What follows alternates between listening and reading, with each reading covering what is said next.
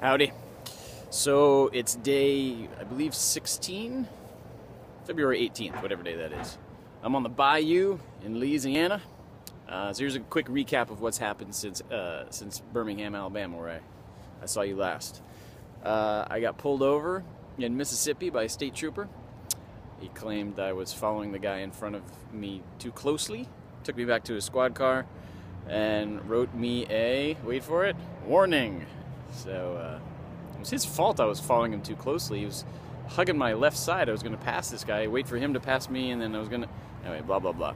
So when I was in his car, I asked him if he wanted to be in the... well, at first I asked him if he was conservative, and if he wanted to be in my movie.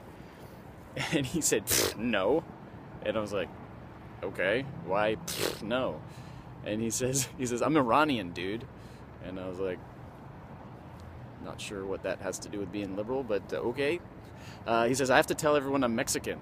Otherwise, I'd get, everyone would, Muslim and Muslim extremists, and he'd be connected to that crowd.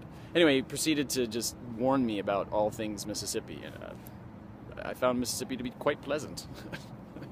So then I interviewed a college professor, and then I interviewed a guy who used to work with Trent Lott. Before that, he was in the Department of Agriculture for a while, under Reagan.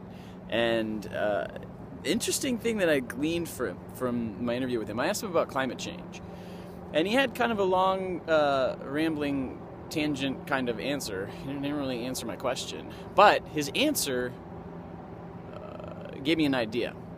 So I think that conservatives are crazy for denying climate change and denying, 97% of scientists who say that climate change is real and caused by humans. So, but it occurred to me from his answer that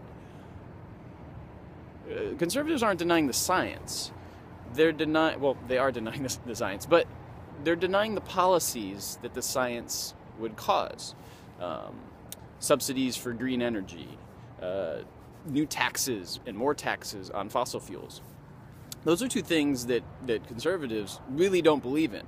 So if they were to admit to climate change, then they would have to admit to logically those kinds of policies would follow. So that all of a sudden made me think, okay, maybe they're not so crazy. Maybe they're just defending their ideology. And then I thought to myself, okay, what if 97% of scientists said that when a sperm fertilizes an egg, that's a human being? I would have to deny 97% of scientists to maintain my pro-choice beliefs. So, boom, all of a sudden it made sense. They have to deny climate change in order to maintain the policies, in order to not be forced to be in favor of policies that they disagree with. So they've gone from being crazy in my head to being logical. Yeah, and this trip has been filled with moments like that, but that's just the most recent one I thought I'd share with you. All right, I'm gonna get going. We got to get to Lafayette, Louisiana, where we're staying tonight, and then on to Texas. So I will. I'll see you in Texas. Hope you're doing well.